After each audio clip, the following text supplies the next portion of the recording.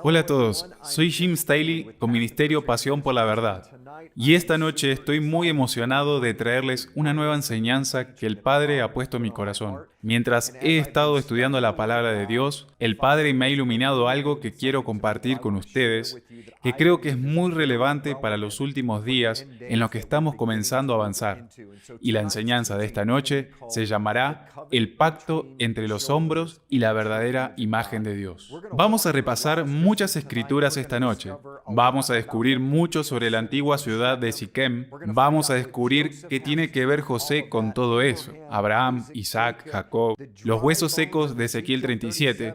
¿Qué tiene que ver con todo eso? Y en el proceso creo que vamos a descubrir la verdadera imagen de Dios. Y últimamente, ¿cómo aplicamos todo este conocimiento a nuestras vidas hoy?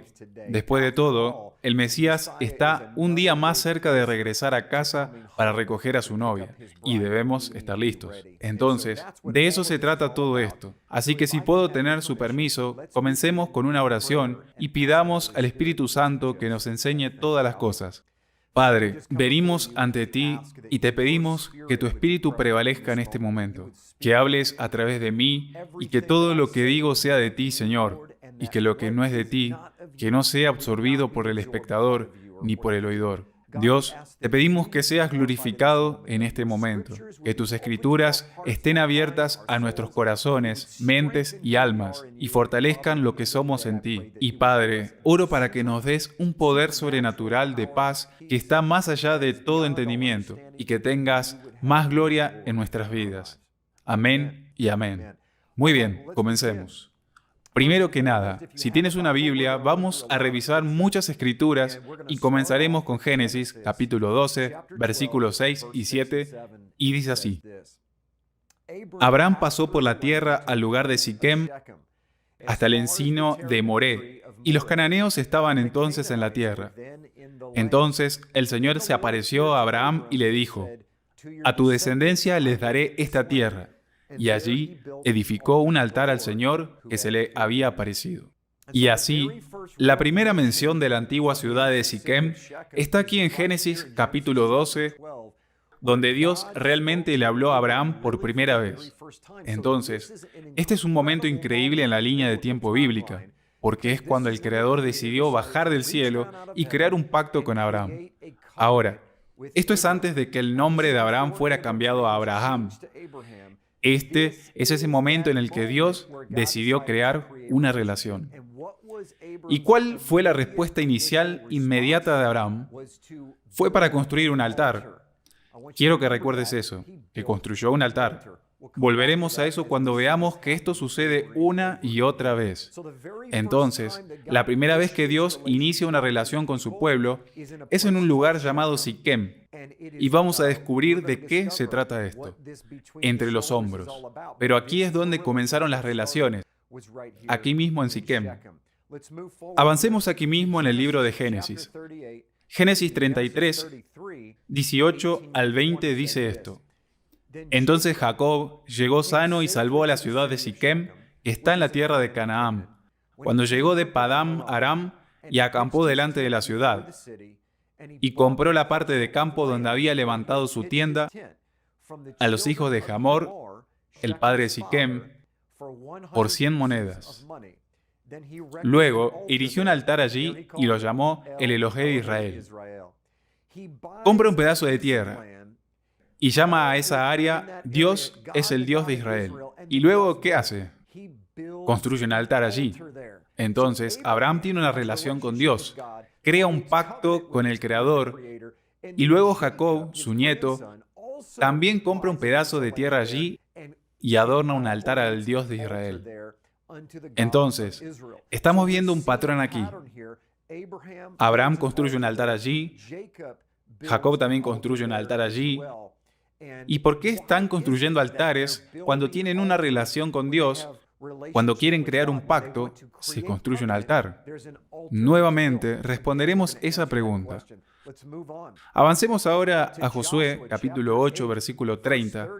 Vemos que el mismo Josué construye un altar aquí en el mismo lugar. Entonces, ahora tenemos a Abraham construyendo un altar, Jacob construyendo un altar, y ahora tenemos a Josué construyendo un altar aquí. Así que quiero que vean este altar por un momento y quiero explicarlo. En primer lugar, este altar se encontró en el monte Ebal, que está allí mismo. Los flancos a un lado de Siquem, el otro lado es el monte de Gerizim, y en el monte Ebal se encontró este altar. Ahora, ¿cómo sabemos que este era un altar hebreo? Porque en primer lugar, era cuadrado y no redondo. Todos los altares paganos cananeos eran redondos. Todos los altares hebreos y israelitas eran cuadrados. El otro indicio es que tenía una rampa. Dios requirió que cuando hagas un altar sea de piedra sin labrar, que es exactamente lo que encontramos aquí, solo piedras naturales.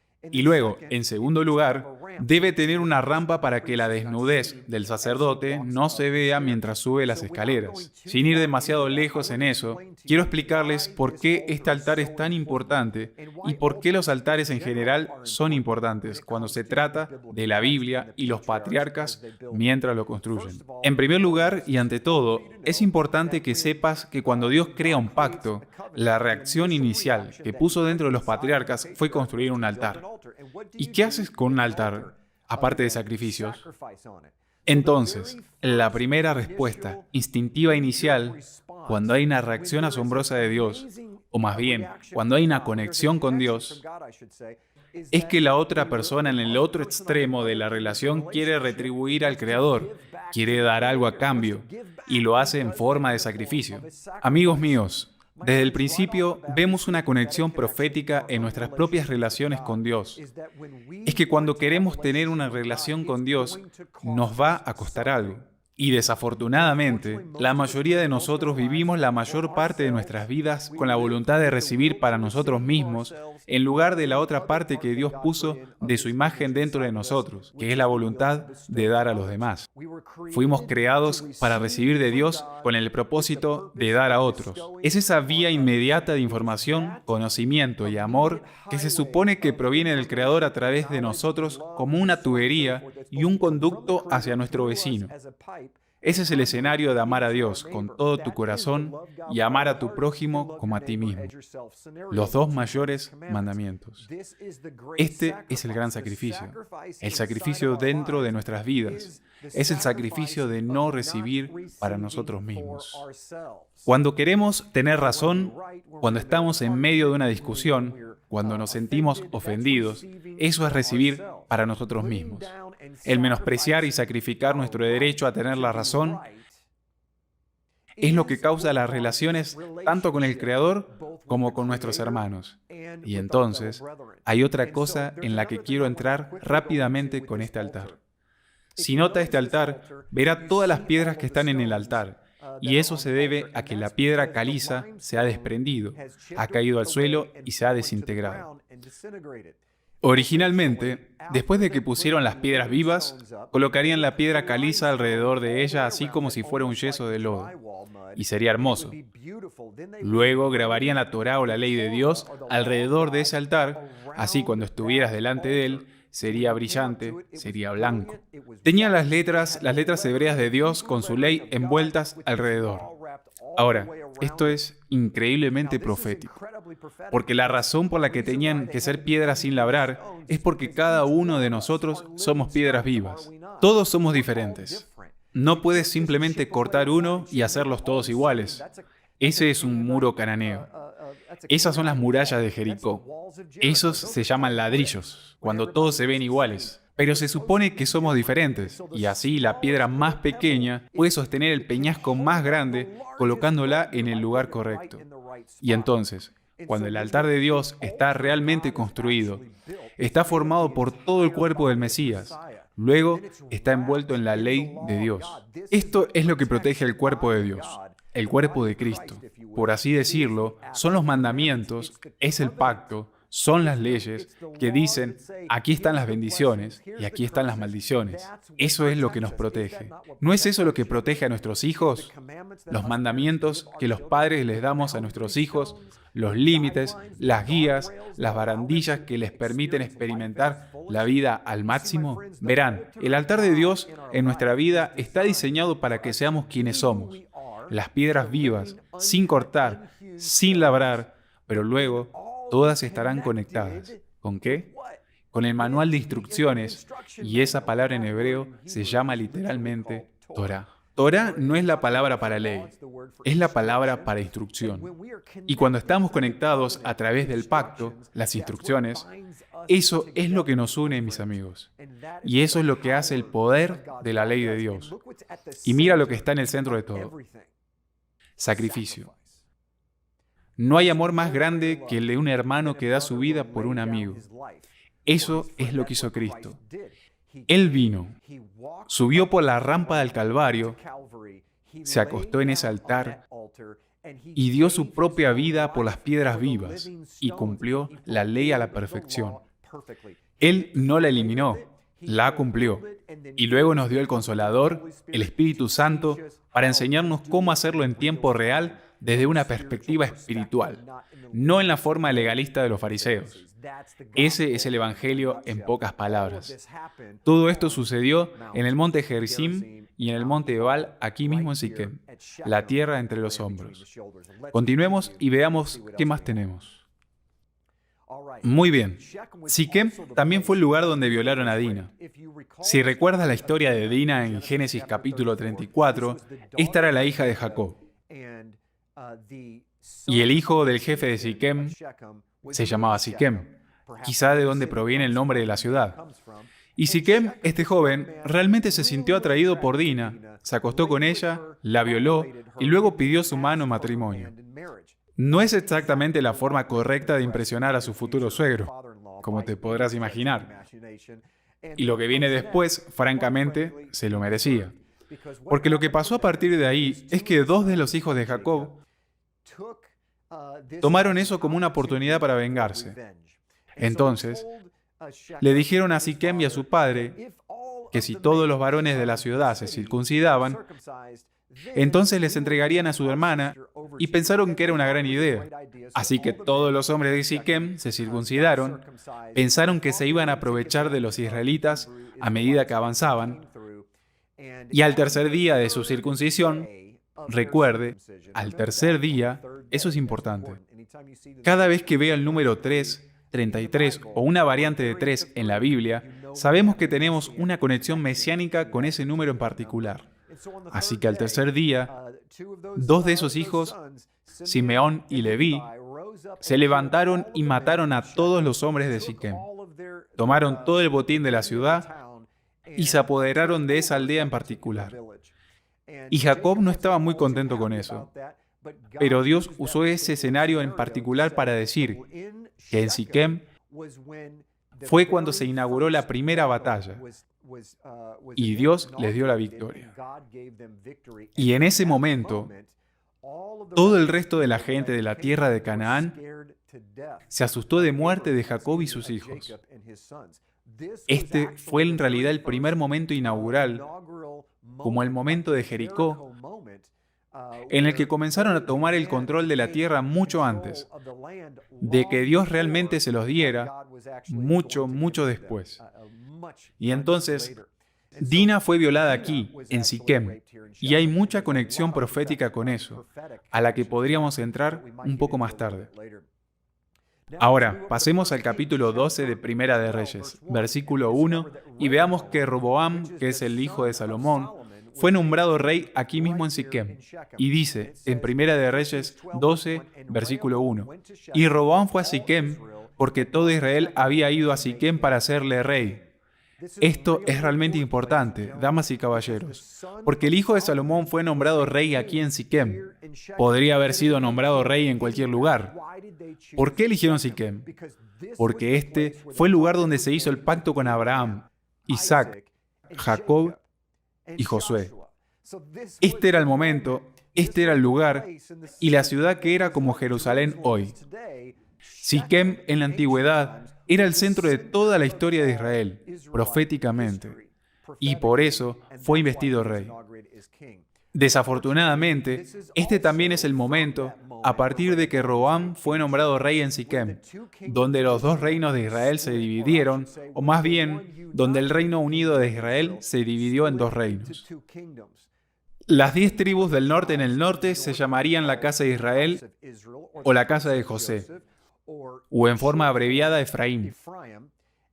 Y los dos reinos en el sur, Judá y Simeón, con partes de Leví, se llamarían la casa de Judá, y de ahí es de donde obtenemos el término de judíos.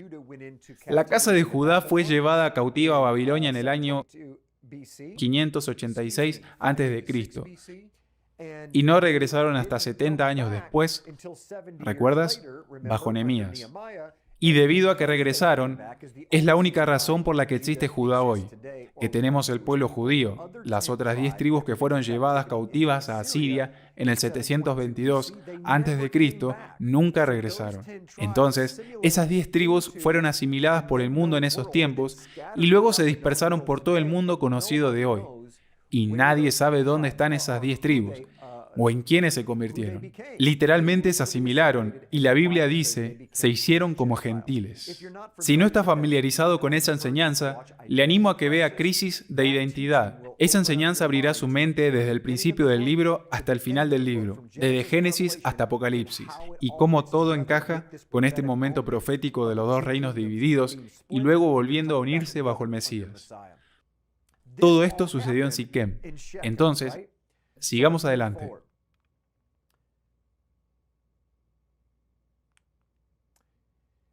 Otra cosa que sucede en Siquem, y quizá la más profética por mucho, lo encontramos en Génesis, capítulo 37, versículo 14 al 16. Una de las cosas más proféticas que suceden en la Biblia, que se pasa por alto, sucede aquí en Siquem. Dice esto: entonces él le dijo, por favor, vete, hablando con José. Por favor, ve a ver si les va bien a tus hermanos y a los rebaños, y tráeme la noticia. Así que lo envió fuera del valle de Hebrón, y él fue a Siquem. Un hombre lo encontró, y allí estaba vagando por el campo. Y el hombre le preguntó, ¿qué buscas? Entonces dijo, estoy buscando a mis hermanos, por favor, dígame dónde están alimentando sus rebaños. Esta es una escritura fascinante, amigos míos, porque José se encuentra en Siquem. Deambulando, él está perdido, no tiene idea de dónde está. No tiene idea de dónde están sus hermanos. Está buscando a sus hermanos. Quiero que vean la conexión profética aquí, que el pacto se hizo con Abraham, se hizo con Isaac, se hizo con Jacob. Hay un altar de Abraham, Jacob, Josué aquí. José aparece de su padre comprando la parcela de tierra allí. Él sabe que sus hermanos están alimentando los rebaños aquí, alimentando los rebaños en Siquem. Ténganlo en mente, porque volveremos a eso. Y se pierde buscando al resto de su familia. Vamos a volver a eso. Pero recuerde que José se pierde en Siquem. Y por último, pero no menos importante, Josué capítulo 24, versículo 32 dice esto.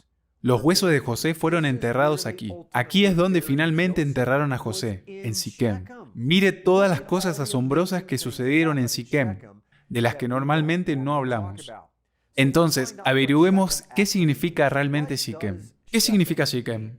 En el hebreo original, Siquem significa entre los hombros. Ahora, si miras la imagen que tengo en la pantalla en este momento, verás a un levantador de pesas que tiene una barra sobre sus hombros, descansando sobre sus hombros, y está haciendo sentadillas.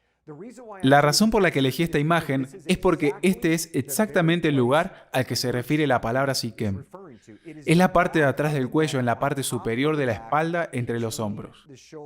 Ahora vas a descubrir exactamente por qué la palabra Siquem significa entre los hombros en un momento, pero quiero que veas la imagen que está conectada a ella, porque la siguiente imagen será muy relativa a nuestra discusión y también será simbólica.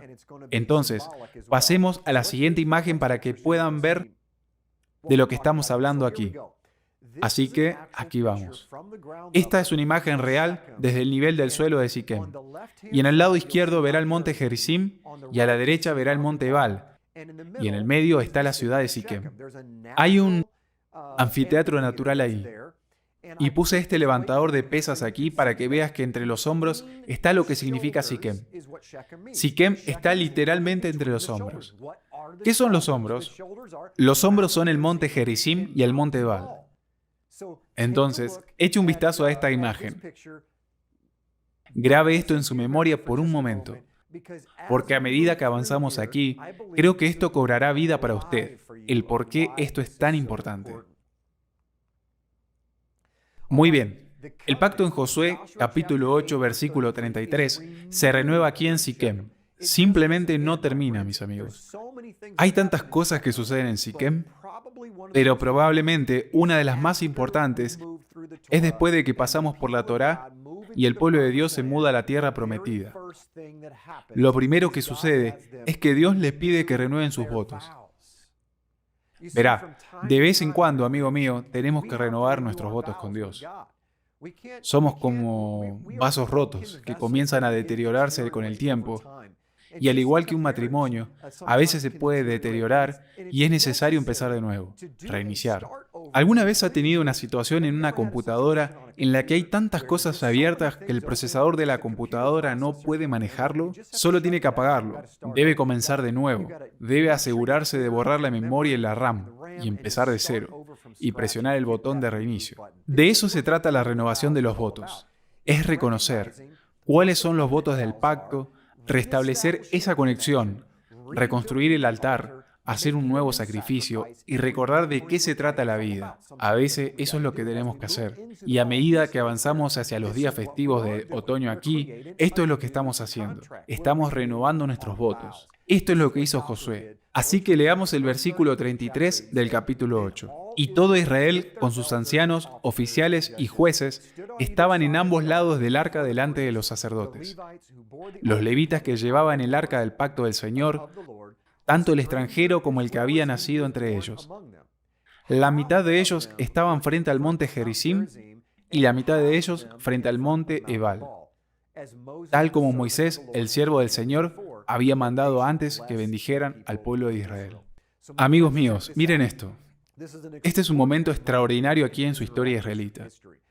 Porque cuando se cruzan y entran en Siquem, Dios dice, esto es lo que quiero que hagas. Quiero que hagas un nuevo pacto con la casa de Israel y con la casa de Judá. Eso es Jeremías 31:31. Pero en Josué tenemos exactamente el mismo patrón que está sucediendo. Es Dios quien les dio el pacto en el monte Sinaí. Él dice, quiero que lo renueves aquí mismo para esta generación y quiero que pongas 6 de las tribus en el monte Ebal y quiero que pongas 6 de las tribus en el monte Gerizim y quiero que leas las bendiciones y las maldiciones para ambos y hacerlos jurar para que todos sean responsables y nadie quede sin excusa. Ahora, lo que es asombroso de esto es que se sabía que el monte Gerizim era muy próspero y verde, y se trabajó, se cultivó, y por lo tanto, las 6 tribus que estaban en la montaña Gerizim representaron todas las bendiciones. Todas las bendiciones fueron dadas a los que estaban en el monte Gerizim. En el monte Ebal, esta era la montaña que estaba vacía, estaba llena de rocas, no estaba cultivada. Y entonces fue una imagen increíble diciendo, todas las maldiciones fueron dadas a aquellos que estaban en el monte Ebal y todas las bendiciones a aquellos que estaban en el monte Gerizim. Entonces podrías tener la imagen de que las bendiciones están justo frente a ti. Dios produce crecimiento y fruto y vegetación. Las maldiciones no producen nada, pedernal en roca y tierra. Entonces tenían esa imagen y pudieron renovar ese pacto allí mismo. Ahora, averigüemos por qué es tan importante. Averigüemos por qué Dios les dijo que pusieran 6 tribus en el monte Ebal y 6 tribus en el monte Gerizim. Una de las razones se encuentra en el lugar santo mismo. Cuando entras al tabernáculo, a la izquierda está la menorá, con el candelabro de 7 brazos que iluminaba la mesa de la proposición. Ahora, ¿qué era la mesa de la proposición a la derecha? Sobre ella había 2 fajos de pan, 6 de un lado y 6 del otro. ¿De dónde vino eso? Vamos a averiguar. Ahora, si notan esa imagen en particular, el monte Gerizim a la izquierda y el monte Ebal a la derecha, tiene a Siquem en el centro entre los hombros, y en realidad es Cristo, es Yeshua nuestro Mesías, quien está sosteniendo el gobierno de Israel. 6 tribus en una, 6 en la otra. Él es el que va a juzgar a todo Israel, a toda la humanidad al final de los tiempos, y Él es el que tiene las bendiciones y maldiciones en su mano. Volveremos a eso en un momento, pero ahora quiero que vean esto. Aquí es donde parte de esto comienza a juntarse. En Éxodo capítulo 28, versículo 9 al 12, dice esto: Entonces tomarás 2 piedras de ónice y grabarás en ellas los nombres de los hijos de Israel. 6 de sus nombres en una piedra y 6 nombres en la otra piedra, por orden de nacimiento, obra de grabador en piedra, como grabador de sello. Grabarás las 2 piedras con los nombres de los hijos de Israel. Las engastarás en engastes de oro, y sobre las sombreras del efod pondrás las 2 piedras como piedras conmemorativas de los hijos de Israel. Entonces, Aarón llevará sus nombres ante el Señor sobre sus 2 hombros como un memorial. Amigos míos, ¿captaron esto? En los hombros del sumo sacerdote. De hecho, vamos a mostrarles esto ahora mismo para que puedan obtener una imagen de ella. Esta es una imagen del efod y la coraza. Este es el atuendo del sumo sacerdote de Israel, y nada menos que sobre sus hombros llevaba los 2 nombres de Israel. Casualmente, 6 piedras en un hombro y 6 piedras en el otro. Y por cierto, esa palabra piedra también se puede interpretar en hebreo como hijos. Así, 6 hijos de Israel en un hombro y 6 hijos de Israel en el otro hombro. Y el sumo sacerdote lleva a todo Israel sobre su hombro ante el Creador cuando entra al lugar santísimo y al lugar santo.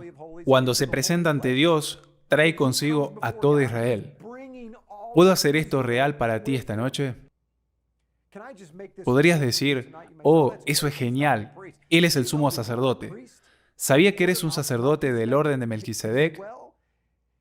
Bueno, según las Escrituras, Yeshua era un sumo sacerdote en el orden de Melquisedec, y tú eres un sacerdote bajo Yeshua. Eso significa que también estás llevando a Israel. Donde quiera que vayas, traes contigo el nombre de Dios, escrito en tus propios hombros. Traes la autoridad de Dios. Eres un representante y embajador del Dios Altísimo. Es nuestra responsabilidad asegurarnos de tener ese derecho en el ámbito terrenal, porque cuando la gente nos mire, verá una de 2 imágenes. O van a ver la imagen de la carne, tú recibiendo, y por lo tanto queriendo tomar parte del árbol del conocimiento del bien y del mal, o van a ver el árbol de la vida, van a ver el fruto de Dios en su vida. Ellos van a ver la imagen de Cristo y van a querer entrar a ese lugar santo también y tener comunión también. Entonces, vemos aquí esta conexión asombrosa, que es el sumo sacerdote quien lleva a todo Israel sobre sus hombros, y esto está sucediendo dentro de Siquem.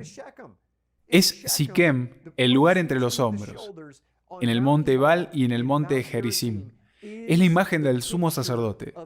Este lugar geográfico es la imagen del sumo sacerdote.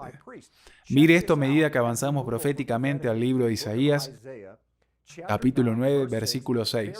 Una escritura profética muy popular. Porque un niño nos ha nacido, un hijo nos es dado, y el gobierno estará sobre su hombro.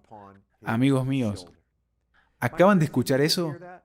Todos hemos crecido escuchando esto alrededor del nacimiento de Cristo, que porque un niño nos ha nacido, un hijo nos es dado, y el gobierno estará sobre sus hombros. ¿De qué gobierno está hablando? Está hablando del gobierno de Israel. Verá, Isaías está bajo la inspiración del Espíritu Santo, y es el Espíritu Santo el que inspiró que esto se escribiera en el libro de Josué, en el libro de Éxodo, cuando da instrucciones para tomar los nombres de los hijos de Israel y ponerlos ¿en qué? Los hombros del sumo sacerdote.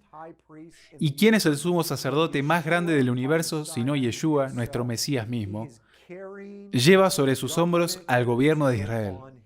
Entonces, cuando les mostré la imagen del Cordero, y tenemos la parábola de la oveja perdida, y Él la lleva sobre sus hombros, de esto se trata la hermosa imagen. Él toma las ovejas perdidas de la casa de Israel y las trae de regreso sobre sus hombros. Bendiciones y maldiciones. Bendiciones si guardan sus mandamientos, maldiciones si no lo hacen. De cualquier manera, Él los traerá de regreso y les dará la oportunidad de vivir una vida para Él. Amigos míos, en el mismo lugar donde José se perdió y finalmente fue enterrado, este es el mismo lugar en el reino espiritual donde será encontrado y resucitado. ¿Sabías que todo esto de Siquem y los altares que se están construyendo allí, los pactos que se hacen allí, los enemigos de Dios siendo destruidos, realmente la primera batalla de Israel y la victoria que le siguió, y el temor de Dios que fue puesto en las otras ciudades alrededor de ellos, suceden aquí? Es en este lugar donde José se perdió. Y les presento esto.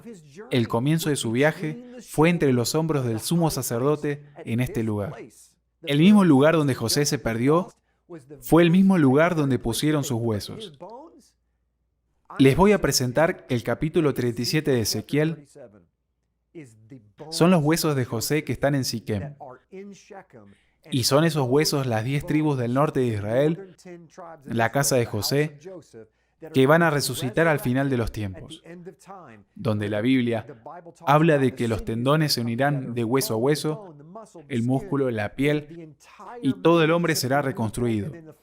Y luego el Padre va a soplar nueva vida a José, y él va a cobrar vida durante estos últimos días, y vamos a ver el avivamiento más grande que este mundo haya visto jamás.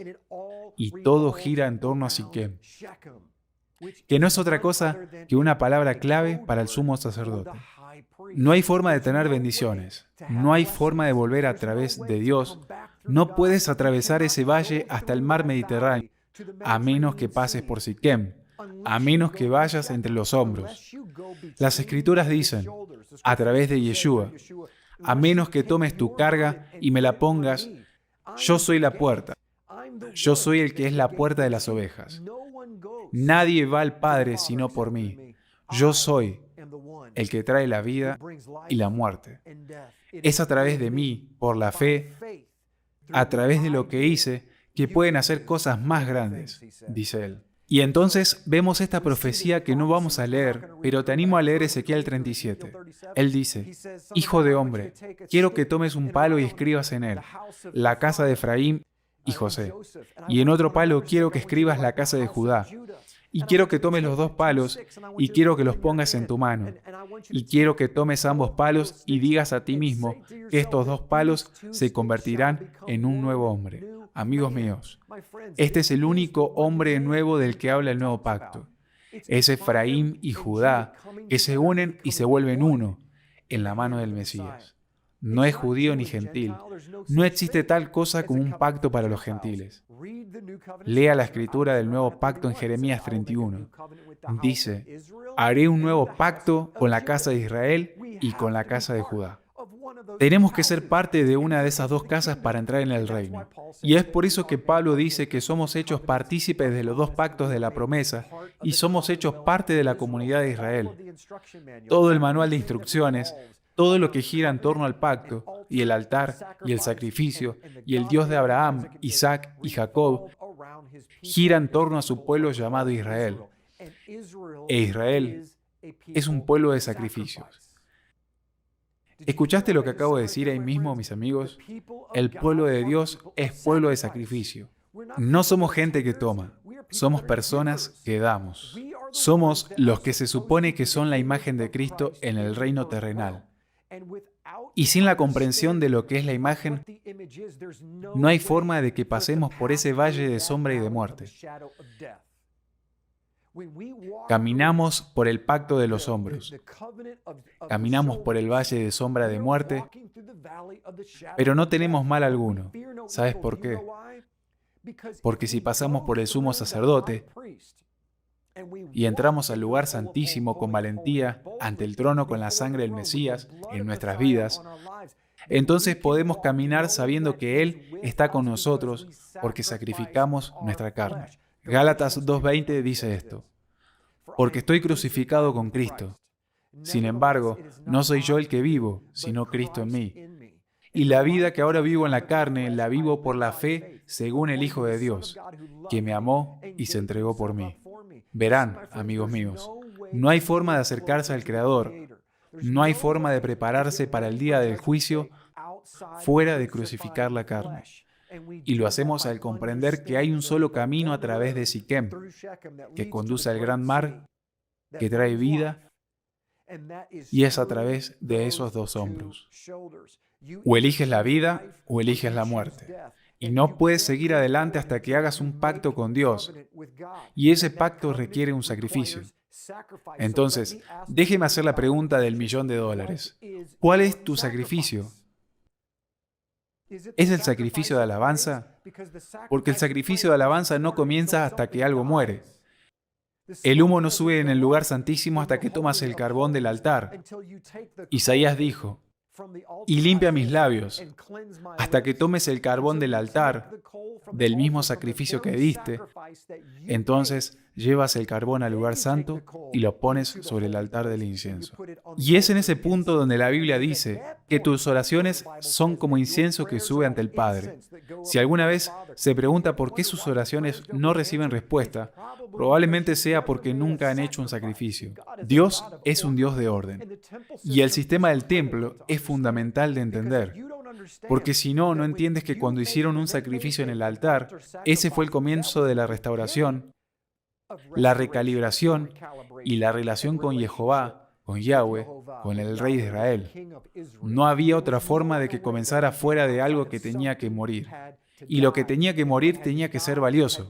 De hecho, tenía que ser lo mejor de lo mejor. Todo el sistema del diezmo, en el que somos terribles porque se ha enseñado muy mal, se trata de darle a Dios lo mejor que tenemos para comenzar el proceso de demostrar que estamos dispuestos a renunciar a algo para ganarlo todo. Y Dios dice, voy a comenzar con lo más importante para ti, lo mejor de tu rebaño, lo mejor de tus finanzas, lo mejor de tu habilidad, lo mejor de tu unción. Primero dame lo mejor, y eso será la demarcación, la línea en la arena, será la prueba de fuego que me demostrará, dice Dios, que realmente haces lo que crees. Y luego eso abrirá la puerta y te dará permiso desde ese momento para llevar el carbón, las brasas calientes de mi poder, al lugar santo, ponerlas sobre el altar del incienso. Es a partir de ese momento que escucharé tus oraciones y apareceré en la nube de gloria. La nube de gloria parecería tan densa que en el templo de Salomón tuvieron que abandonar el servicio de adoración porque la nube y el poder de Dios, la presencia de Dios, era muy espesa en ese lugar. ¿Cuándo fue la última vez, amigo mío, que tuviste la presencia de Dios operando tan profundamente, tan poderosamente en tu vida, que te sentiste tan enamorado de la luz que venía de su rostro? Te desafío a que mires tu vida, porque todo comienza con la comprensión del sistema del templo, al menos desde la perspectiva de que tienes que tener un sacrificio primero. Y desde el sacrificio, desde ese momento, se mueve hacia el lugar santísimo.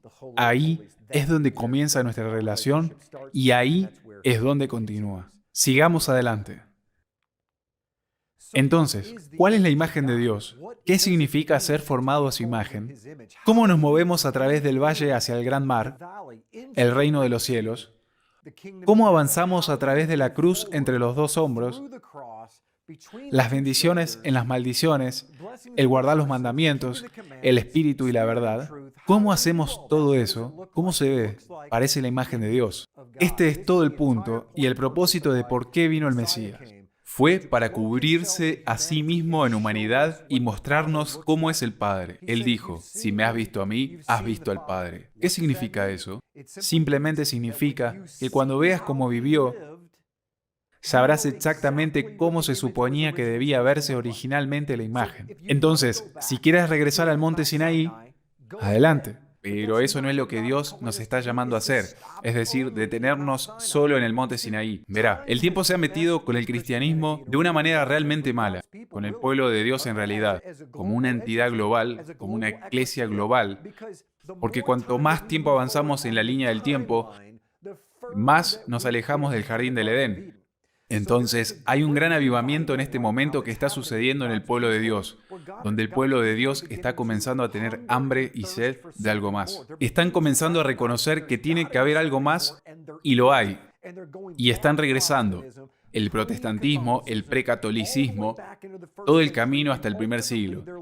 Y están aprendiendo que todo el nuevo pacto es parte de lo que llamamos el antiguo pacto, que se renueva en el Mesías, que comenzó en el monte Sinaí, pero lo que estamos aprendiendo hoy es que tenemos que pasar por el monte Sinaí.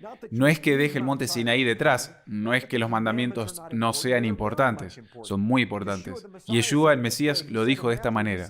Él dijo en Mateo, ni una jota ni una tilde pasará de la ley hasta que pasen el cielo y la tierra. Y si alguien enseña que la ley de Dios ha terminado, será muy pequeño en el reino de los cielos. Mateo capítulo 5. Entonces, al final del día, lo que estamos buscando es cómo regresamos al jardín. Ahí es donde queremos ir. Ahí es donde la imagen no era defectuosa. Verá, los mandamientos fueron dados debido al pecado. Pero en el jardín, antes de que el hombre pecara, ese era un pacto real. Y es por eso que tenemos que volver al menos al pacto abrámico, aquí en Siquem, donde se hizo el pacto, para empezar. Y así, cuando regresamos al jardín, lo que vemos es que hay un patrón. Vemos a Adán, que literalmente significa sangre divina. Eso es lo que significa su nombre. Adán significa sangre divina. Luego vemos al segundo Adán, que es sangre divina. Vemos el primero que dice que fue creado a imagen de Dios. Que por cierto, la palabra imagen es Selem en hebreo, que significa la sombra. Entonces, Adán fue creado a la sombra de Dios. Y Yeshua fue creado a la sombra de Dios. Se supone que estamos a la sombra de Dios. ¿Cómo se ve la sombra de Dios? ¿Cómo se ve esa imagen? Entonces, esta noche quiero compartir con ustedes en la segunda mitad de esto, un concepto que me fue presentado por primera vez a través del rabino Ashlag. De 1949 a 1950, escribí un libro llamado De Shemati, que me impactó mucho y que fue donde vi los elementos principales de lo que voy a compartirles. Y luego el Padre comenzó a poner mis ojos mesiánicos, los ojos de Yeshua, a través del nuevo pacto, y comencé a ver cómo todo se unía y que todo se encuentra en el nombre de Dios, el tetragramatón, el nombre de 4 letras de Dios, que se le presentó a su pueblo a través de Moisés. Yud, Hei, Vav, Hei. Echemos un vistazo a esto. Entonces, si ven su pantalla, verá que la palabra Yahweh está dividida en 4 letras hebreas. Comenzando de derecha a izquierda, tienes Yud, luego Hei, luego Vav, luego Hei. Justo debajo de eso, verá el paleohebreo. Este es el pictograma original. Piensa en jeroglíficos. Esta es la pictografía original de cómo se veía el hebreo antes de que entrara en su moderna escritura cuadrada. Y verá que hay 4 imágenes. El primero literalmente parece un brazo y en realidad es una mano. El segundo es un Hei y es un tipo que salta de arriba a abajo. Significa he aquí, una revelación. El Vav es un clavo que conecta 2 letras o 2 conceptos. Y luego la última letra es otra letra, Hei. Y en el nombre de Dios, te diré ahora mismo, de las 22 letras que él podría haber elegido, él eligió una de ellas 2 veces. Y voy a sugerir que hay una razón por la cual la letra Hei se encuentra en el nombre de Dios 2 veces, tanto en la segunda letra como en la cuarta letra. Entonces, cuando miramos el nombre de Dios y descubrimos que en realidad tiene imágenes relacionadas con el nombre, entonces esto es lo que realmente nos deja dentro del nombre mismo. En el paleohebreo original, esto es lo que realmente significa el nombre de Yahweh. Significa la mano que revela el clavo de la revelación. Mirá, Yud es la mano. El siguiente, Hei, es para revelar o traer revelación sobre algo. La Vav es el clavo. Y la última letra Hei es para revelar o revelación. Entonces, en el mismo nombre de Dios, tenemos el señalamiento del Mesías, el sumo sacerdote de Siquem, que tiene el gobierno de Israel sobre sus hombros. La mano que revela el clavo de la revelación. Amigos míos, no hay otra mano de revelación que tomó el clavo por nosotros que Jesús, el Cristo, Yeshua, nuestro Mesías. Pero no nos vamos a detener ahí. porque lo que quiero compartir con ustedes es la imagen de Dios que va más allá del paleohebreo, más allá del significado del nombre de Dios, yo soy el que soy, y en las capas de la cebolla, que nos mostrará cómo relacionarnos tanto con el Creador como con nuestro prójimo. Aquí vamos. La primera letra que quiero que vean en su pantalla hoy es la letra Yud. Ahora, si se fijan en esta letra, verán que la mano de Dios está contra este joven y la luz de su presencia, que es el semblante de su rostro, está ensombreciendo sobre este joven, porque la mano de Dios está frente a su rostro. Entonces, si lo mirás de esta manera, en hebreo la palabra rostro, panim, y presencia son exactamente la misma palabra hebrea, que se traduce al inglés como presencia y algunas veces se traduce como rostro, porque la luz de su semblante proviene de su rostro. Así que cuando la mano de Dios está en tu contra, es como si Dios estuviera extendiendo su mano frente a ti y te impidiera ver su rostro, lo que significa que Él está bloqueándolo de su luz, lo que significa que lo está bloqueando de su unción o su presencia. No sientes la presencia de Dios, sientes oscuridad. Cuando decimos que alguien está en un lugar oscuro, eso significa que está en la oscuridad de Dios. La oscuridad de Dios no es otra que la ausencia de su luz. ¿Qué nos hace estar en tinieblas? Nada menos que el pecado, que la rebelión, nada menos que comer del árbol del conocimiento del bien y del mal. ¿Qué es eso, Pastor Jim? Es esto. Comer del árbol de la ciencia del bien y del mal es la idea de que fuimos hechos a su imagen. Y la imagen de Dios posee en nosotros la voluntad de dar a otras personas, lo cual es bueno. Pero también la imagen tiene la voluntad de recibir, que también es bueno. Pero en el momento en que tomamos el deseo de recibir y lo guardamos para nosotros, ese fue el conocimiento que nunca tuvimos antes de la caída del hombre. Antes de la caída del hombre, recibimos de Dios y nos dimos unos a otros. Recibimos del Padre y se lo dimos a nuestros hermanos. Pero cuando comimos del conocimiento del árbol del bien y del mal, aprendimos algo que nunca antes habíamos aprendido. Aprendimos que podemos recibir de Dios y guardarlo para nosotros. Eso es lo que creó el egoísmo. Eso es lo que creó la carne. La carnalidad que nos impide amar a Dios y amar a nuestro prójimo como a nosotros mismos y guardar el resto de los mandamientos. Entonces, cuando hacemos eso, solo estamos produciendo y manifestando el Yud. La primera letra en el nombre de Dios, que es la mano de Dios, y la mano de Dios está contra nosotros. Este es el lugar en el que todos hemos estado. El mundo entero ha pecado y está destituido de la gloria de Dios y merece la muerte. Romanos 3:23 y Romanos 6:23. Y es así como sucede porque están bajo la mano de Dios. La mano de Dios está contra ellos. Ahora, ¿cómo pasamos de la Yud a agregar la siguiente letra de su nombre? Porque este es un viaje, amigos míos, hacia la imagen de Dios en nuestras vidas. Les voy a mostrar a través de las palabras que están integradas en el nombre de Yahweh cómo podemos ser transformados por la renovación del agua de la palabra a través de nuestra mente, en la imagen del Creador. Y es así como sucede. Comienza reconociendo y entendiendo que cuando estás en un lugar oscuro, estás en contra de Dios. Hay algo que no estás haciendo y necesitas orar para recibir revelación. Sabes, a veces no tienes ganas de orar. A veces no tienes ganas de leer la Biblia. Por lo que tu oración simplemente es: Dios, ayúdame a tener el deseo de desear hacer cualquier cosa por ti. Y es ahí donde comienza. Entonces, cuando Dios comienza a abrir una revelación en su vida, esto es lo que llamamos el momento de la bombilla. El momento de la bombilla, la razón por la que esa expresión idiomática es tan poderosa es porque es real.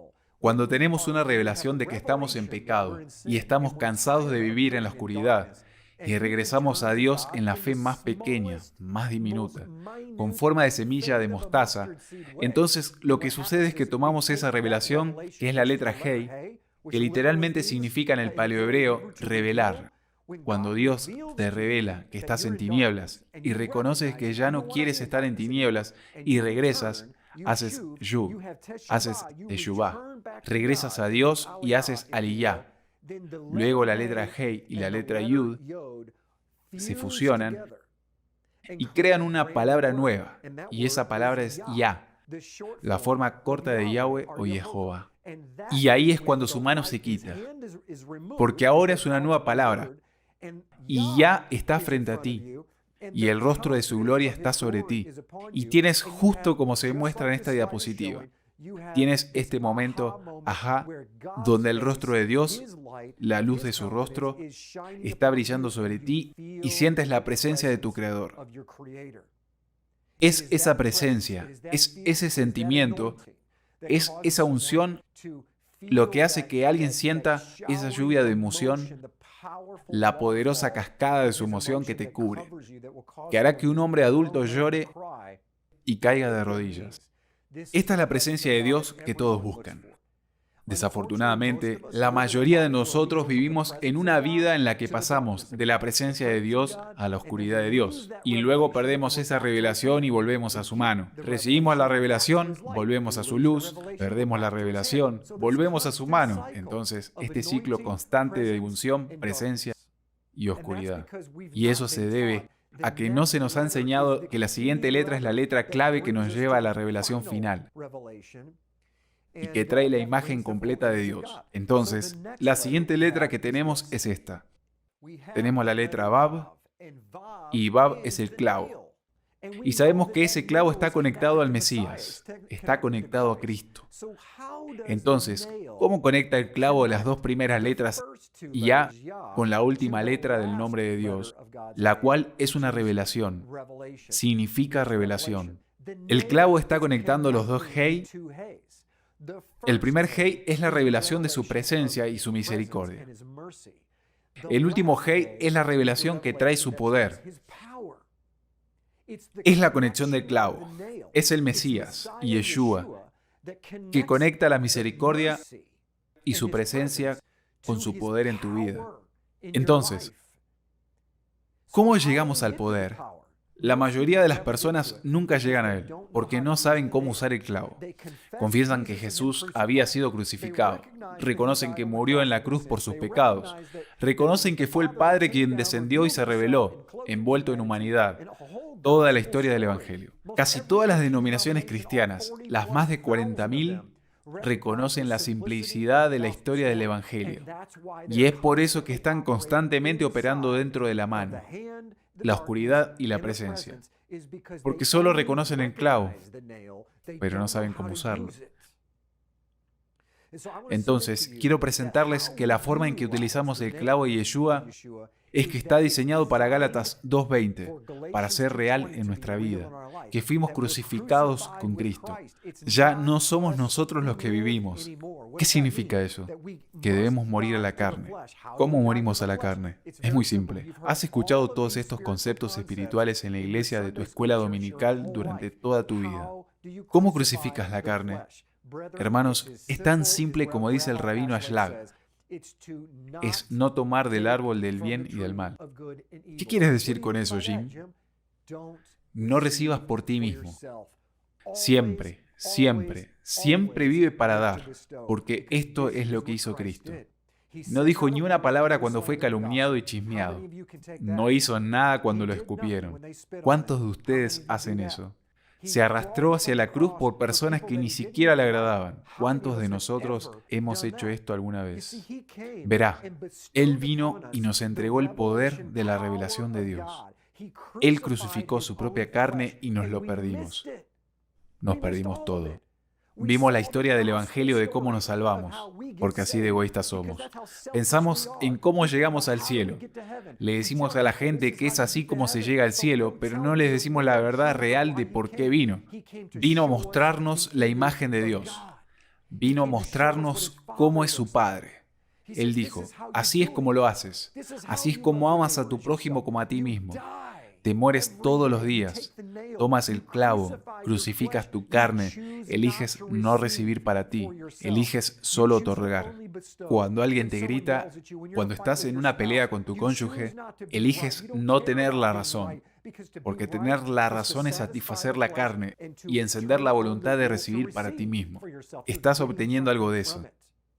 Entonces, Dios dice, no hagas eso, otorga solamente. Debes estar dispuesto a estar equivocado para corregirlo. ¿Escuchaste lo que acaba de decir el Espíritu? Esté dispuesto a estar equivocado para arreglar las cosas con alguien. Si desea llevar a alguien a un lugar más alto, debe ir más abajo. Este es el camino, amigos míos.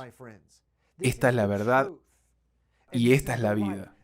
Esto es lo que trae la imagen de Dios, cuando constantemente nos negamos a ponernos a nosotros mismos en primer lugar, cuando nos negamos a tomar la piedra de la ofensa que está dando vueltas como piedras calientes, cuando elegimos no jugar ese juego de tener la razón todo el tiempo y estar ofendido y tener que corregir a todos, cuando nos negamos a ponernos a nosotros mismos en primer lugar, estamos crucificando la carne. Y cuando hacemos eso consistentemente, viene la última letra de las columnas de su nombre.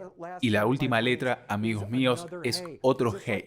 Al igual que muestra esta diapositiva, es para contemplar la imagen de Dios en el reino de la tierra. Es en este momento, es en este tiempo, que tenemos la oportunidad de caminar por el valle de la sombra de la muerte y no temer al mal. ¿Sabes por qué? Porque los demonios en el monte Ebal están allí para traer la maldición y disciplinar al pueblo de Dios, para traerlos de regreso al monte Gerizim a la bendición. No tenemos a esos demonios porque estamos mostrando la imagen de Dios. Y cuando mostramos el nombre de Yahweh, cuando el nombre de Yahweh es arrojado sobre un espíritu inmundo, ellos cierran y corren. Por eso dice, hombre, yo conozco a Pablo, conozco a Yeshua, pero hombre, no sé quién eres tú. No sé ustedes, pero quiero que todos los demonios del infierno sepan quién soy. Y la única forma en que ellos sabrán quién eres y temer al que está dentro de ti es si el que está dentro de ti está proyectando su sombra a través de ti. Así es como el mundo se salva. Así es como un movimiento comienza a moverse.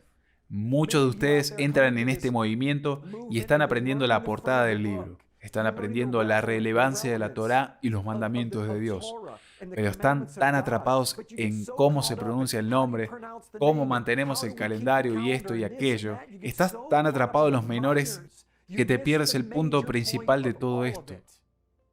Los mandamientos fueron dados a causa del pecado. Están allí para señalarte el jardín y matar el deseo de recibir. Es por eso que Gálatas 5 dice, aquí está el fruto del Espíritu, amor, gozo, paz, paciencia, fidelidad, bondad, mansedumbre y dominio propio. Dice, contra estos no hay ley. Si está operando al 100% con el fruto del Espíritu, matando el deseo de recibir, no habría necesidad de la ley. La ley existe porque pecamos y necesitamos que se nos recuerde, como hacen estos tzitzit, que nos recuerden que estamos bajo la ley del pacto y que la necesitamos para volver al jardín. Muchos de nosotros hemos olvidado a dónde vamos. ¿Nos olvidamos del fruto del Espíritu o nos olvidamos del Espíritu mismo? Necesitamos que se nos recuerde que el poder de Dios nos está esperando, pero primero debemos crucificar la carne. No es suficiente conocer la palabra de Dios. Ni siquiera es suficiente hacer la palabra de Dios.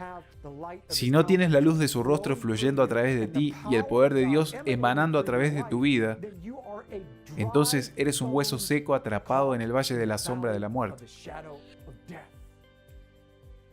Por eso, Ezequiel 37 es tan poderoso porque cuando los huesos se juntan, es porque el Espíritu aparece en el valle. Es el viento lo que hizo que los huesos se juntaran. Lean el capítulo, amigos míos. La verdad ya está ahí. Está en Siquem.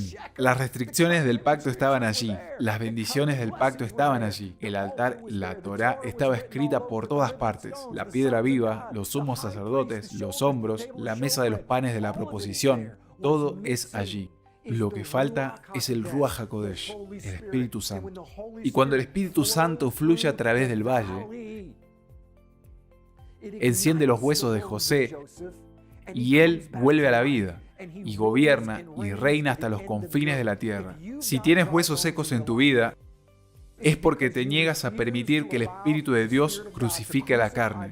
Todavía estás tratando de sacar algo de este caminar con Dios. Deja de intentar obtener algo de Dios. Deje de intentar aprender las Escrituras para poder ser superior a sus hermanos. No hay nada que sea más del carácter de Hasatán que ser un acusador en todas sus formas, que permanecer en la posición superior y tratar de transmitir tu conocimiento a tu amigo mientras permaneces en la posición superior en tu propia mente.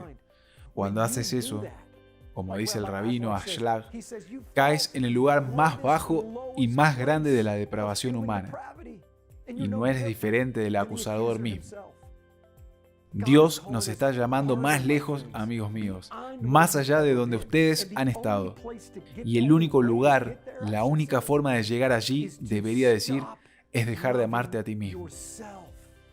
Algunos de ustedes aprenden los mandamientos para que puedan ser más inteligentes. Dios no te pide que seas inteligente, está pidiendo ser un torpe por Él. Confunde a los sabios por medio de los torpes, y los torpes son los que viven por encima de la razón. No tiene por qué tener sentido. Amar a tu enemigo no tiene sentido, pero Dios dice: si amas a tu enemigo, serás como mi hijo. Si eres como mi hijo, entonces la imagen fluirá a través de ti. Serás como un diamante, reflejando cada característica que tengo en el reino de la tierra, y yo presumo mis diamantes, y los dejo ser conocidos en el reino terrenal. Porque cuando estás bajo, yo te llevo alto. Cuando estás en lo alto, yo te humillo. Dios me está pidiendo que levante un ejército en este momento, y Él está pidiendo que ustedes sean parte de Él. Hermanos y hermanas en el Mesías, mientras termino, por favor, capten el poder de lo que dice este mensaje. El Espíritu de Dios dice: sí, estoy aquí para consolarte, pero estoy aquí para instruirte. Estoy aquí para empoderarte. Él dice: no vine solo para darte vida, sino vida abundante y llena de poder. Pablo dice: no vine a persuadirlos con palabras maravillosas, vine en poder de resurrección, lo cual les muestra el poder de Dios, porque Él crucificó la carne. Te animo ahora mismo a que te arrepientas de cualquier persona que tengas en mente ahora, con la que te has ofendido. Porque esa ofensa crea una cerca entre tú y Dios. Y hasta que esa ofensa desaparezca, nunca te acercarás ni un segundo más, ni una pulgada más a tu Creador. No lo harás. Él pondrá su mano contra ti y caminarás en tinieblas por el resto de tu vida. Derriba ese muro, dice Yeshua. Él dice: yo lo hice.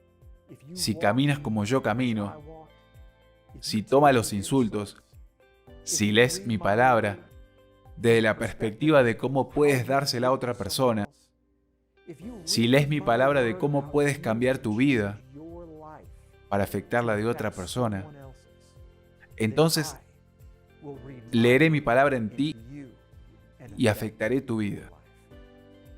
Ese es el ciclo de la rectitud, mis amigos. Y termina exactamente como empezó. Comenzó con el árbol de la vida y terminará con el árbol de la vida. Y eres el único que puede determinar si realmente llegas a ese árbol de la vida. ¿De qué árbol vas a comer? No elijas el deseo de recibir por ti mismo. Elige otorgar. Todas las personas de Siquem que acamparon en esa ciudad estaban esperando la decisión que tomes. Muchos de ellos tomaron la decisión equivocada. Algunos de ellos toman la decisión correcta. Tienes 2 montañas para elegir. Los ciudadanos de Siquem dicen que puedes elegir entre el monte Gerizim y recibir la vida. O puedes elegir sacrificarte en el monte Ebal y recibir la muerte. Pero la elección depende de ti. Mis amigos, soy Jim Staley, Ministerio Pasión por la Verdad, y oro para que Dios te bendiga y te guarde, haciendo que su rostro brille sobre ti. Porque cuando todo se reduce a eso, todo se trata de que ese rostro brille sobre ti. Pero no para ti, simplemente brilla a través de ti. Shalom.